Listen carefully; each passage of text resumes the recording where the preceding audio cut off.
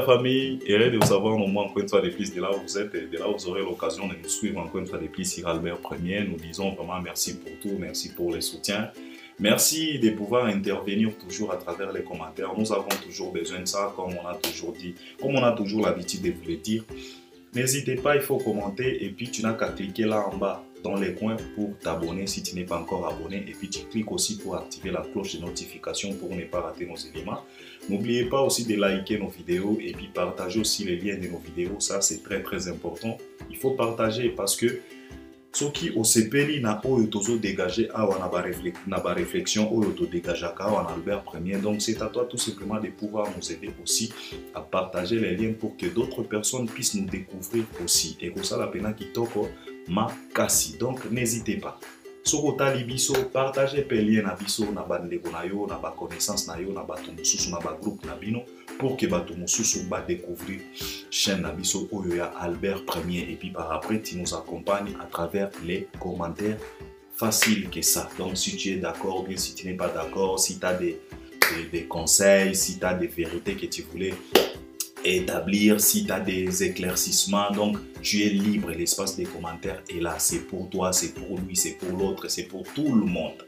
Nous avons besoin de ça, Bison Albert Premier tout le temps dans les commentaires.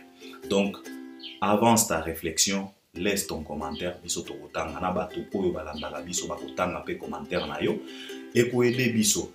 En tout cas, n'hésitez pas de les fermer. Avant, pose-toi d'abord la question de savoir si tu es abonné. Si tu n'es pas encore abonné, abonne-toi. C'est juste clic. Tu n'as qu'à cliquer pour t'abonner. Ça ne demande pas beaucoup de choses, ça ne demande pas beaucoup d'acrobatie. C'est cliquer tout simplement dans les coins là en bas. Tu cliques et puis tu t'abonnes. Alors aujourd'hui, on m'a demandé de parler quand même d'un sujet Oyo. Il y a Kombo ya Fally, na ba sortie médiatique, il y a ba artistes et musiciens congolais. Parce que balobi nanga que non, on a constaté c'est comme si Fally Ipupa a commis cahier des charges. Il y a ba émission na ba émissionnette na ba sortie médiatique, il y a ba artiste presque nyonso ya Congo. Donc chaque artiste soka sali sortie médiatique okomona kaka sujet majeur Fally. Fala lobaki boy. Artiste moko lobaki boy. Ata soki bazotanga kombo na ete mais okomona kaka parce que ngana lobaki na bino le monde est au courant de tout sauf rien. Toye na système à VAR, na yaki na VAR na musique. Na lobaki na bino très bien que VAR ekota déjà na musique na biso. Video assistance referee ekota déjà VAR. Donc même si on sali manque on a, même si tu fais semblant, même si tu ne cites pas le nom de Fally, yeba que à la fin de la journée les gens vont checker et on va comprendre que tu parlais de Fally. Alors aujourd'hui, Bato Balobi Nanga, c'est un peu triste et puis ridicule ya komona. Ba artiste bakomi kozanga personnalité, bakomi kozanga pena maturité, misusu bakomi kobimaneti ba porte-parole ya Fally Ipupa na ba émission na bango. Omoni un artiste abimi asali pena sortie médiatique, aza pena na actualité, aza pena na album sur les marchés, mais okomona na sortie médiatique na ye, l'artiste Bazoueli pena plus de 40 minutes, bazo tunae makambo ya Fally. Et il est condamné de répondre ça. C'est un peu grave, c'est un peu ridicule. Alors on m'a demandé quand même de décortiquer, d'analyser sur ça.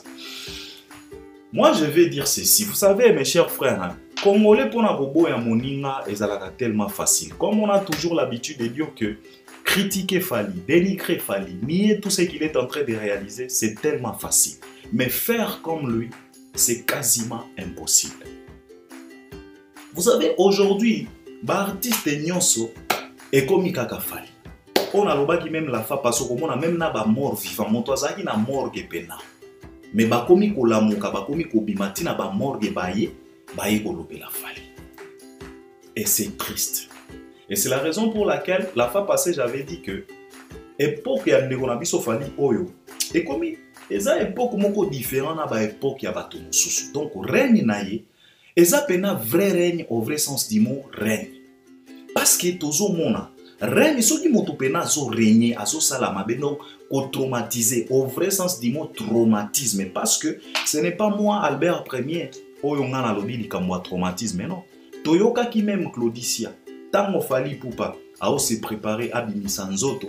Claudicia avait dit ça, il a dit Fali, tu traumatises trop tes collègues. Ngate Claudicia aloba ki yango ti trauma. Donc cela veut dire que ce n'est pas tout simplement les Congo. Même au-delà ya Congo, même dans les pays mosusu, baza ya koyeba ke non, le mec là, il traumatise et il est tellement fort. C'est la raison pour laquelle Ngana Zalaga toujours l'habitude à koloba que ce n'est pas à cet artiste de passer, de faire des sorties médiatiques pour venir justifier sa force aujourd'hui. Na sala qui est mission na lobaki na bino que aujourd'hui toza na posa ya ba projecteur te pour tout monde na grandeur na. Grandeur a fallu za grandeur ya kolukisa na ba torche te. Et za grandeur ya ko discuter li sous-souté car le monde est au courant de tout sauf rien. Le monde est connecté, la lumière est là. Mutu nyonso azomona. Et c'est la raison pour laquelle tozomona ba conséquences. Parce que ceux qui tomoni règne Papa Wemba par exemple, quand Papa Wemba banda ko régner. Mais il régnait au Monakaka, il y a quelques 2-3 artistes au Bazoyo Kanate. À l'occurrence Koffi Olomide et mené à Zako Boudé, mais à la fin de la journée, et mené à te disait toujours que non, c'est mon vieux. Et Zaka Makamba musique, mais c'est mon vieux. Même Koffi Olomide, malgré que Papa Wemba Kenda nae et Nikolo Makasi a koloba que non, ataso ki na Koufi aya na matanga na ngata. Mais à la fin de la journée, Koffi Olomide a koloba na yo que non, en tout cas, lui c'est mon vieux. Même Papa Wemba avant Akende, même si il faisait la polémique, il était toujours dans la sauce avec Koffi Olomide, mais à la fin de la journée, Papa Wemba a banda ko reconnaître que non, en tout cas, c'est mon petit. Il n'y a pas de problème. Ce qui totali barène peut-être à Bawinge par exemple à Bawinge. Au moment où que ezalaki kaka Jibena Wera na moi Koffi, mais Koffi azalaka un peu spécial parce que Koffi on lui a retrouvé un conflit presque na ba artiste nyonso. Ezalaba génération en Kana. Ezalaba génération naie, ezalaba petit frère naie, ezalaba petit, y a ba petit frère naie. En tout cas Koffi, lui il a touché partout. Lui, il se mélange partout. Il y a un cas spécial. Mais ce que na barène na bango, ce n'était pas comme règne Oyo ya Fali. Parce qu'il y a Fali, et comme il pena ko na yebite, et comme il koleki sa dose.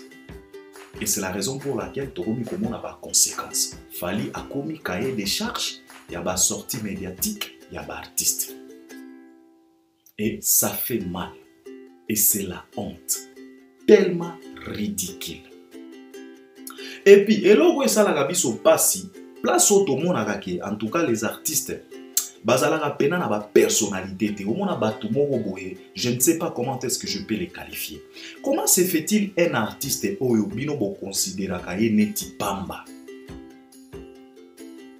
Ayebi koyemba te, aza eloko te, biso tobima devant ye, biso nde bayaya ya génération.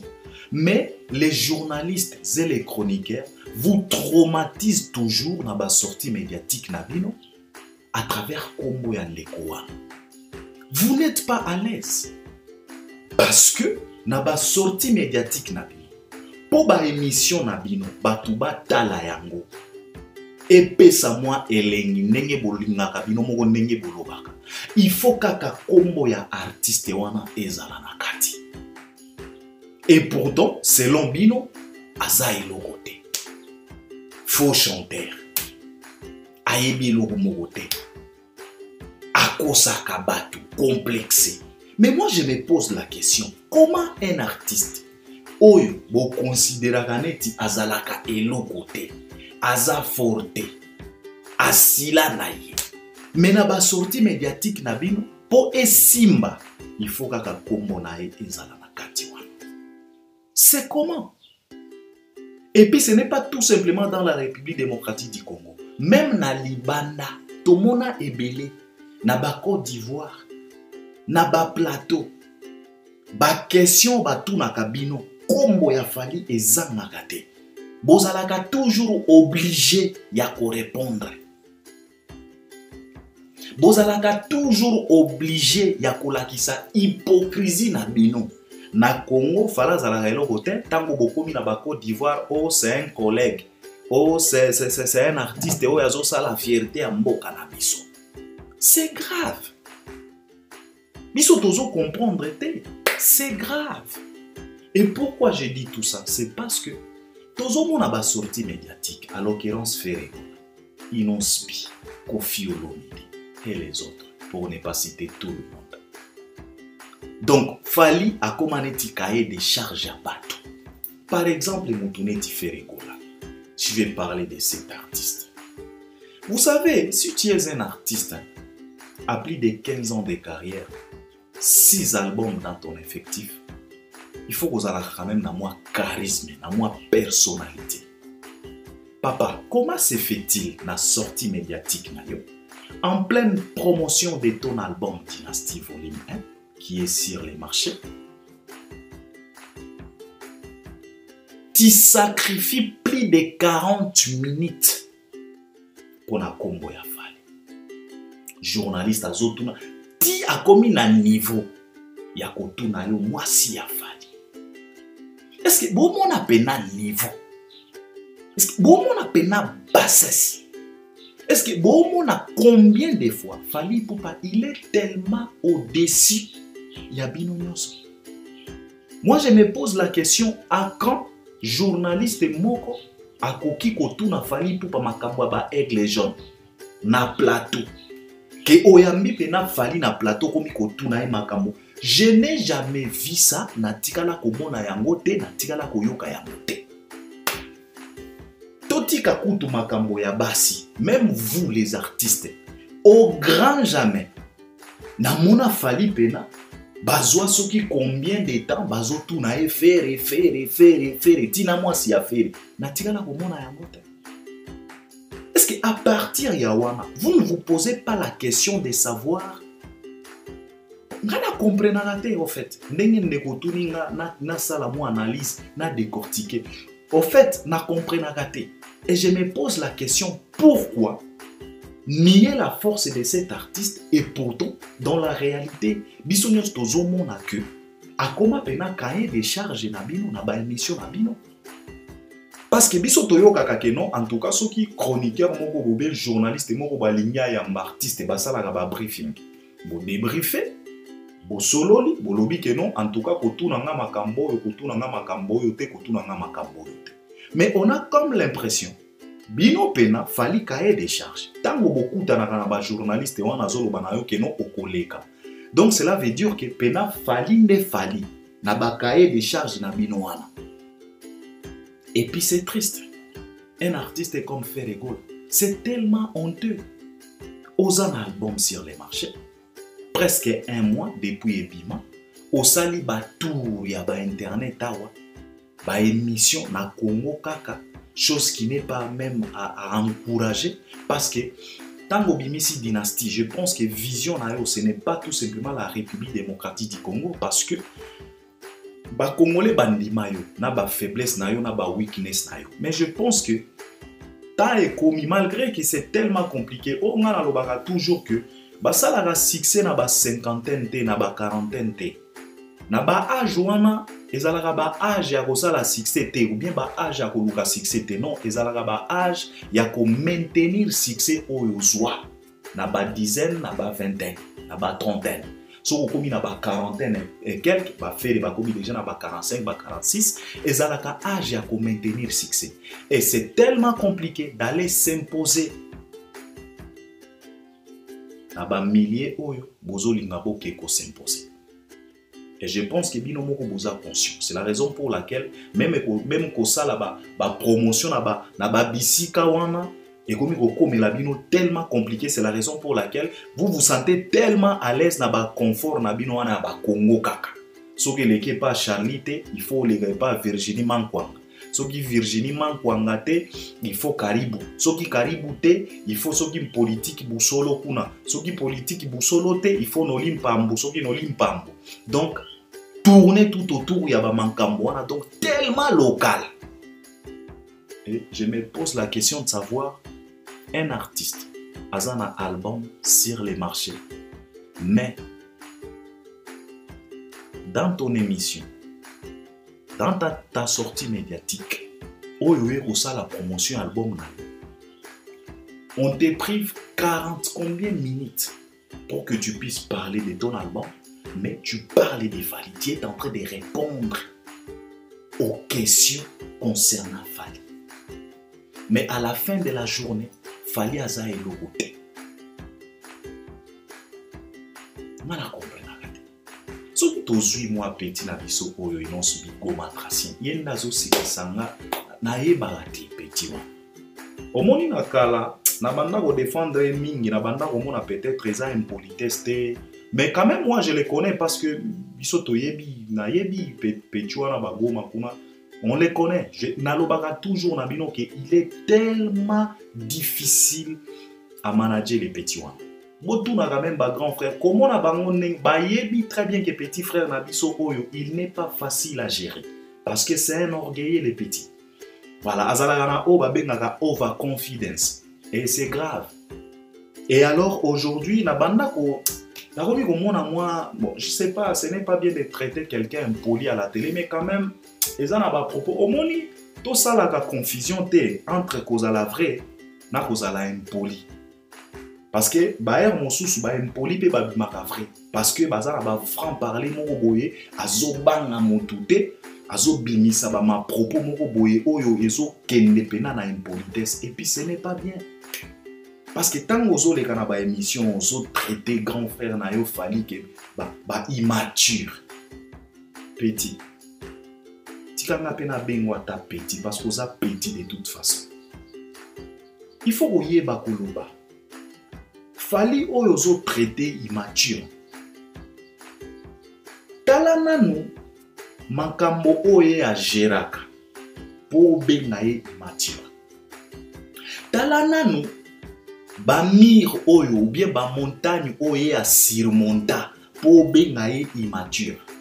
Talana nou makambo oye a réalisa po obengaye immature. Talana nou ndenge ba chroniqueur ba tiaka yo mal à l'aise pour na kombo ya Fally po obengaye immature. Parce que au grand jamais Fally bakoki kotia mal à l'aise pour na yo na plateau. Au grand jamais. Mais tala ndenge ba tiaka bino mal à l'aise, vous alaka toujours obligé ya kolobela makambo na ye yako. Donc toujours obligé ezala na Congo, ezala na libanda ko. On vous pose toujours des questions concernant Fally.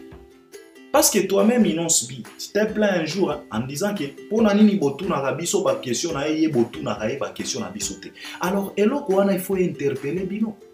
Posez-vous quand même la question, pourquoi lui, quand il fait des sorties médiatiques, on ne lui pose jamais la question sur toi, sur Ferré, sur n'importe qui.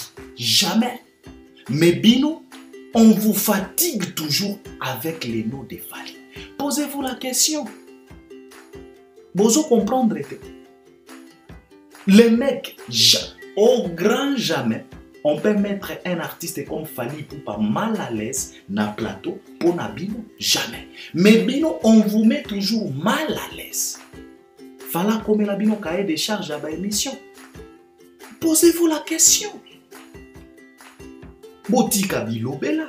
Netinde bona biso goma tracien. Eza mawa trop. Eza pena mawa trop, petit frère. Fally ne t'a rien fait. Il t'a tourné les dos, parce qu'on lui a soufflé à l'oreille. On lui a dit que tu vas, papa, Tika. C'est un orgueilleux. Comme il est là, il se prend déjà pour un Michael Jackson. Fally pour pas époque où on n'avait pas là qu'il a pas montagne belé à surmonter, il ne pouvait pas perdre son temps. Jamais il a tourné les deux, bien sûr, il a fanatique. Il y a acte parce que dans le bas à plusieurs reprises que non, Fally pouvait tout simplement au benga au fan de sayo au lobanayo que non, balobi nanga boye boye, mais Fally n'avait pas ce temps-là. Et la vie continue. Tu ne peux pas en vouloir quelqu'un pendant des années. Est-ce que Fally muka moto a tourna yo les deux? Batu oyo babimisa yo. Batu oyo babimisa yo na ba concours wana obima. Ils t'ont tourné les deux, non? Est-ce que vous continuez na bango?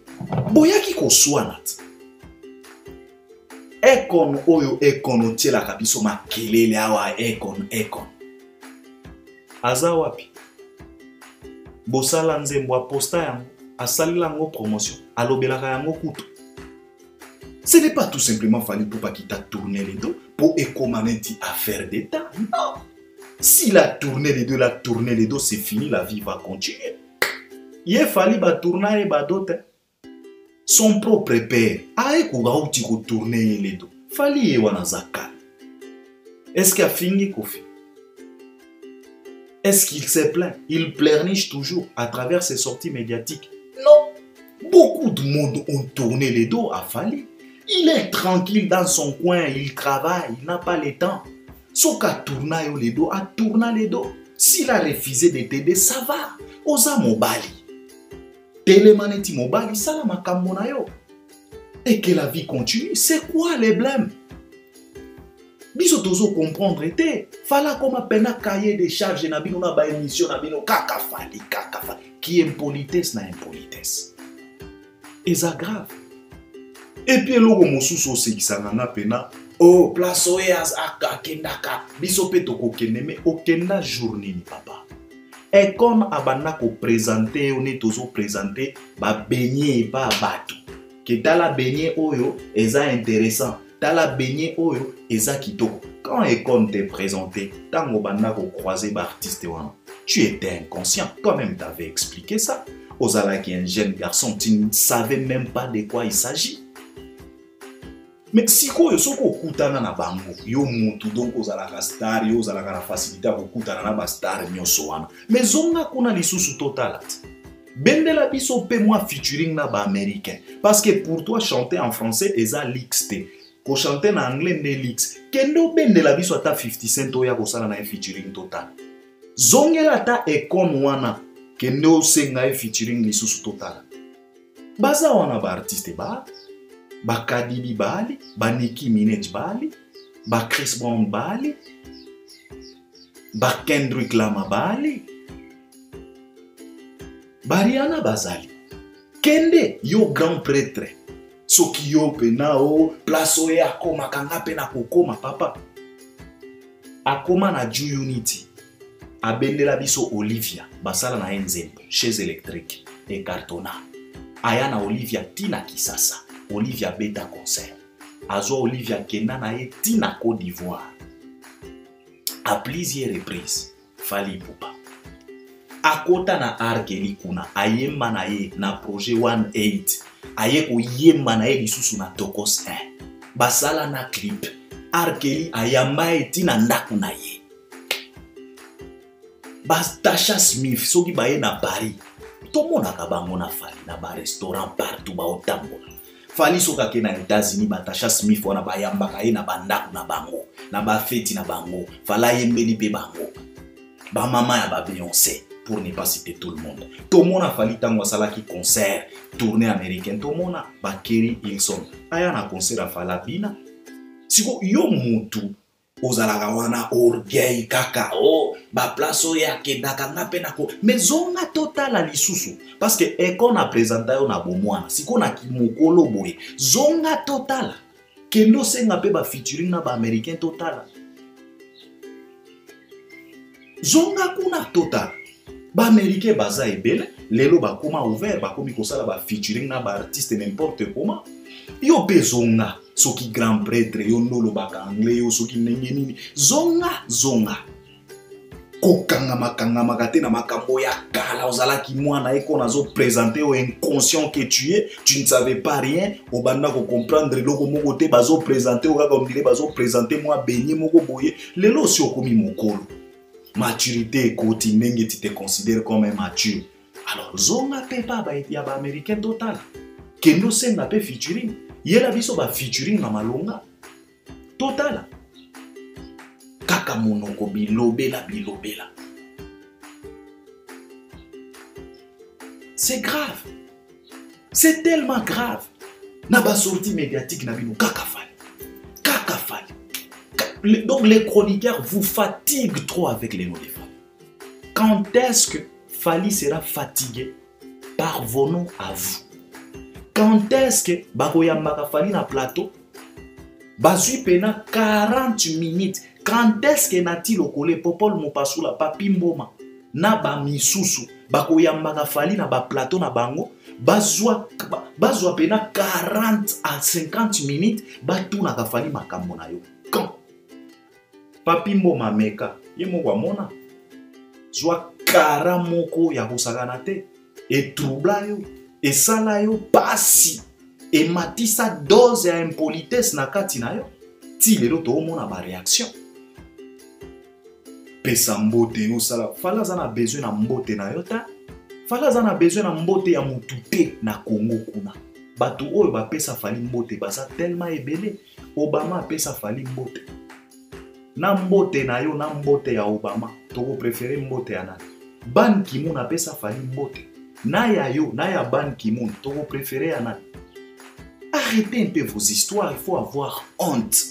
Comment on vous fatigue trop avec les noms d'un artiste oyo bino bokanisaka kiaza eloko te, mais vous êtes toujours obligé de répondre aux questions concernant cet artiste-là. Mais yé, au grand jamais, batigalaka kotuna makambo na. C'est ridicule. C'est tellement ridicule. Ngande bino penande na lobaka na ba chroniqueur wana, en tout cas, mes chers frères, je vous en prie. Botuna kanga makambo afali lisusu te. Parce que c'est la honte. Et comme il ça la pena passi. Et puis sonné. Na ba chroniqueur na binoa. Bizarre. Émission nyonso fali. Débat nyonso fali. Donc makambo nyonso fali. Cahier de charge fali. Tellement bizarre. Et ça fait honte. Ça fait pitié. Alors, je pense qu'il est temps ya konima.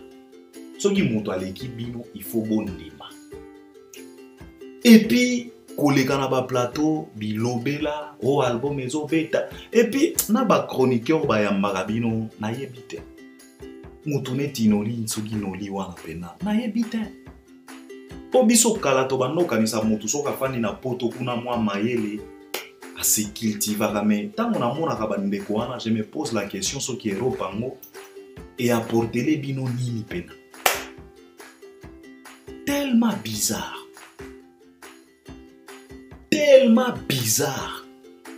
Mutu azo kosa na plateau na yo, ozo seka kaka. Album ebeti wapi. Ebeti wapi. Wapi, ebeti wapi. Eloko ebanda ko beta biso nyonso banda ko mona. Yo pe ebeta. Tozo mona pe.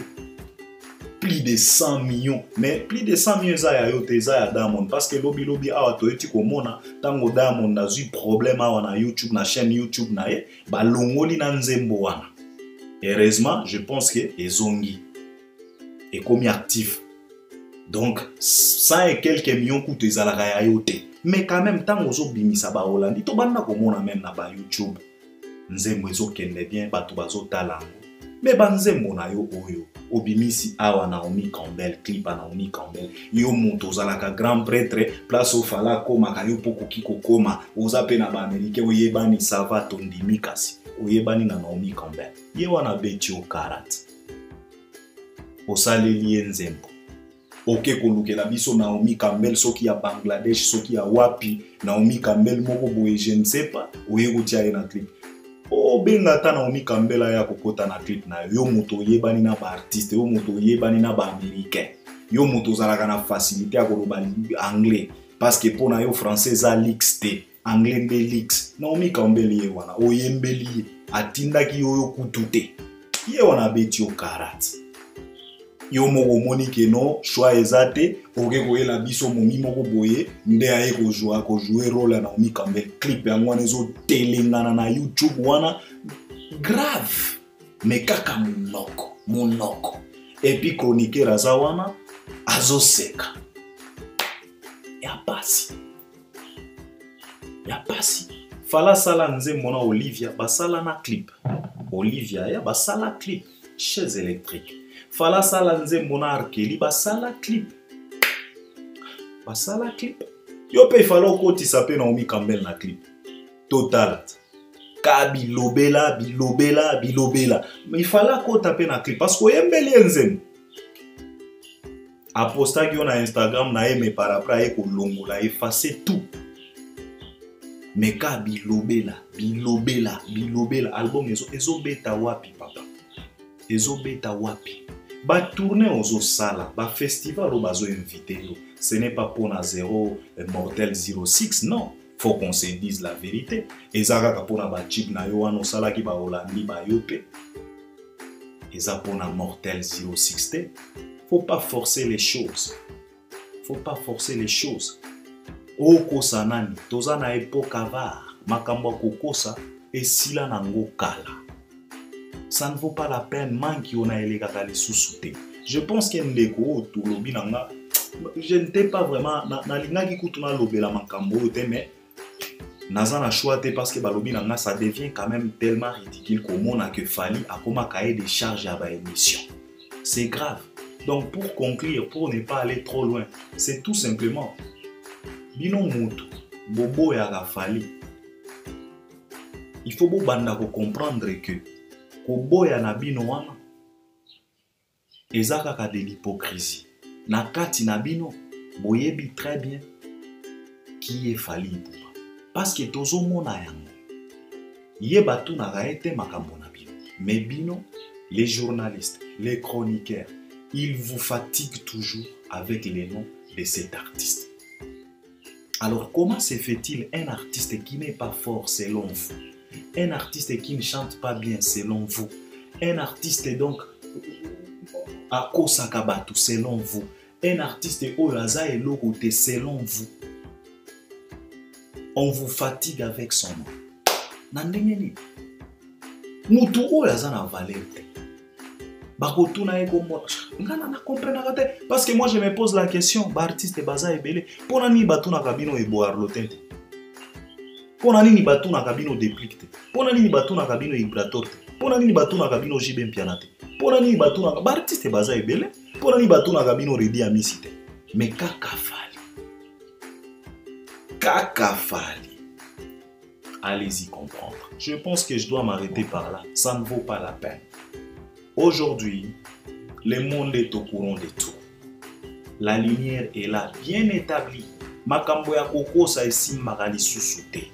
Mutu oyo alekio ndima kangambanga travail yope okoleka kamisusu. Fala kotika la éternel te. Akolongwa mutu mususu akoya. Mais allez, faut que je m'arrête par là. On est ensemble vraiment. À la prochaine. Pour accompagner à travers les commentaires. Merci beaucoup.